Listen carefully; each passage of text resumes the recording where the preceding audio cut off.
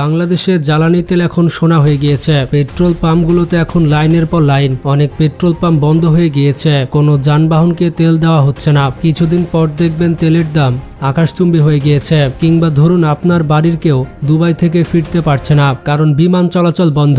অথবা ধরুন বাজারে হঠাৎ করে সবজির দাম আকাশ ছোঁয়া, 1 কেজি আলুর দাম হয়ে গিয়েছে 200 টাকা। এগুলো কোনো কল্পনা নয়, এটা এখন বাস্তব। ইরান আর ওমানের মাঝখানে একটি সরু সমুদ্র পথ আছে, এটির নাম হচ্ছে হরমুজ প্রণালী। এই জায়গাটি মাত্র 33 কিলোমিটার চওড়া, কিন্তু এই ছোট পথ দিয়ে প্রতিদিন বিশ্বের মোট তেলের 20% যায়। শুধুমাত্র ভারতের জন্য প্রতিদিন 1.5 থেকে 2 মিলিয়ন ব্যারেল তেল আসে। বাংলাদেশেরও অনেক ক্রুড অয়েল এই পথ দিয়ে আসে।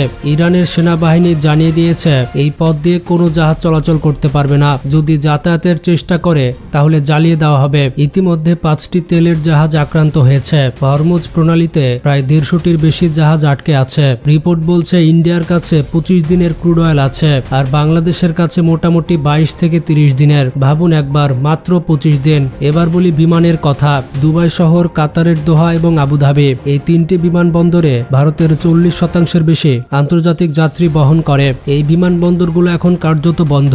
বাংলাদেশ থেকে শ্রমজীবীরাও যেতে পারছে না এবং প্রবাসীরাও আসতে পারছে না। ইরানের মিসাইল আর ড্রোন হামলার কারণে পুরো উপসাগরীয় অঞ্চলের আকাশসীমা বন্ধ হয়ে গিয়েছে। মধ্যপ্রাচ্যের দেশগুলো সব ভয়ে ভয়ে আছে। এয়ার ইন্ডিয়া, ইন্ডিগো সহ বিভিন্ন বিমান সংস্থা তাদের উড়ান স্থগিত রেখেছে। আর যে বিমানগুলো আকাশে উঠছে তাদেরকে ফেরত যেতে হচ্ছে।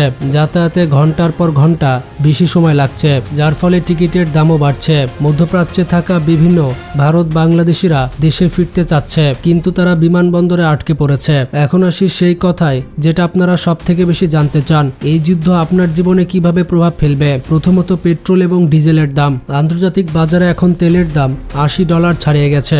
যদি এই যুদ্ধ দীর্ঘ হয় তাহলে $100ও ছাড়িয়ে যেতে পারে। এখনই সরকার পাম্পের তেলের দামগুলো না বাড়ালেও জ্বালানি তেলের দাম বেশি দিন আটকে রাখতে পারবে না। দ্বিতীয়ত বাজারে জিনিসপত্রের দাম বাড়বে। তেলের দাম বাড়লে পরিবহনের খরচের দাম বাড়বে, আর পরিবহনের খরচ বাড়লে সবজি থেকে শুরু করে প্যাকেটজাত খাবার সবকিছুরই দাম বেড়ে যাবে। বিশেষজ্ঞরা বলছে তেলের দাম $10 বাড়লে বাংলাদেশের আমদানি খরচ বেড়ে যায় 13 থেকে 14 হাজার কোটি টাকা। তৃতীয়ত হচ্ছে সার এবং কৃষির দাম বৃদ্ধি। উপসাগরীয় দেশগুলো থেকে বাংলাদেশে আসে ইউরিয়া আর অ্যামোনিয়া, কৃষি খাতের জন্য যেটি অপরিহার্য, কিন্তু সেটির সরবরাহ এখন বাধাগ্রস্ত। কৃষকদের ফসল উৎপাদন করতে খরচ বাড়বে, আর শেষমেশ সেটা আপনার ভাতের থালায় এসে পড়বে। চতুর্থ, টাকার দাম কমবে। দেখুন, তেলের আমদানি বাড়লে ডলারের চাহিদা বাড়ে, ডলারের চাহিদা বাড়লে টাকার দাম কমে, আর টাকার দাম পড়লে ইলেকট্রনিক্স থেকে রান্নার তেল সবকিছু আরো দামি হয়ে যায়। তবে একেবারে হতাশ হওয়ার কিছু নেই। ভারতের জন্য তাদের প্রধানমন্ত্রী নরেন্দ্র মোদী নিরাপত্তা মন্ত্রিসভার জরুরি বৈঠক ডেকেছে। সেখানে তেল সরবরাহ, জাহাজ চলাচল এবং মধ্যপ্রাচ্যের প্রবাসী নিয়ে আলোচনা করা হয়েছে। বাংলাদেশের জ্বালানি মন্ত্রীও তিনি ঘোষণা দিয়েছেন এখনই তেলের দাম বাড়ানো হবে না। ভারত বিকল্প হিসেবে রাশিয়া থেকে আরো বেশি তেল কেনার দিকে ঝুঁকছে। সব থেকে বড় প্রশ্নটি হচ্ছে এই যুদ্ধ কতদিন চলবে?